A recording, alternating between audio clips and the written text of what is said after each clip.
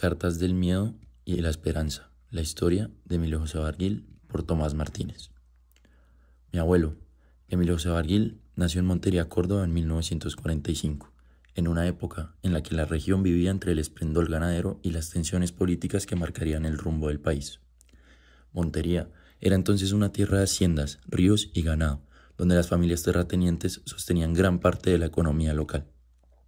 Uno de estos fue mi bisabuelo, don Emilio Barguil. Era uno de esos hombres que habían construido su vida alrededor del campo, un ganadero respetado y de palabra firme en la región, conocido por tener una familia grande y próspera y por sus famosos toros de lidia con los cuales hacían las corridas. Pero esa aparente tranquilidad empezaría a cambiar con el paso de los años. Durante su infancia, mi abuelo creció en medio de haciendas y grandes lujos, los cuales le dieron paso a tener su vida en la primaria en un internado en Medellín, donde culminaría sus estudios de primaria y bachilleres, pero no seguiría con sus estudios universitarios, ya que volvería a Montería, su tierra de amor.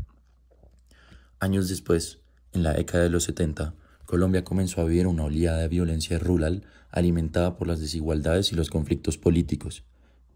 Específicamente hablando, en 1967 nació el Ejército Popular de Liberación, conocido como el EPL, un grupo insurgente de ideología marxista y leninista fundado por antiguos miembros del Partido Comunista Marxista de Colombia.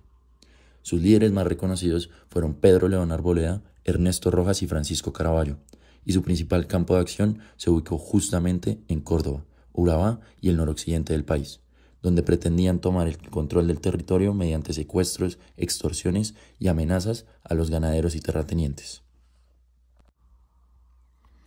En medio de ese clima de miedo e incertidumbre, creció mi abuelo. Él había heredado no solo las tierras de su padre, sino también el peso de proteger a su familia en un contexto donde tener propiedades y apellido era sinónimo de peligro. Durante los años más fuertes del EPL, mi abuelo, quien ya era un reconocido ganadero, empezó a recibir cartas de amenaza.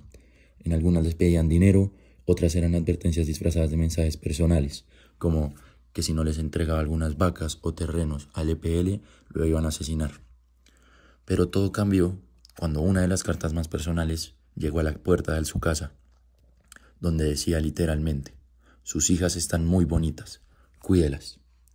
Esa frase marcó profundamente a la familia.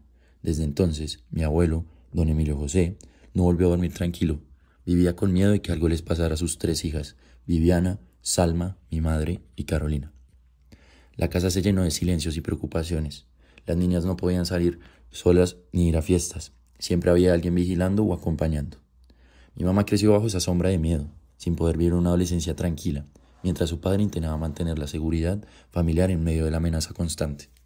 Pasaron los años y finalmente, cuando el EPL fue desmovilizado en los 90, la vida empezó a cambiar. Mi madre, ya mayor, decidió mudar a Bogotá para estudiar en la Universidad Javeriana.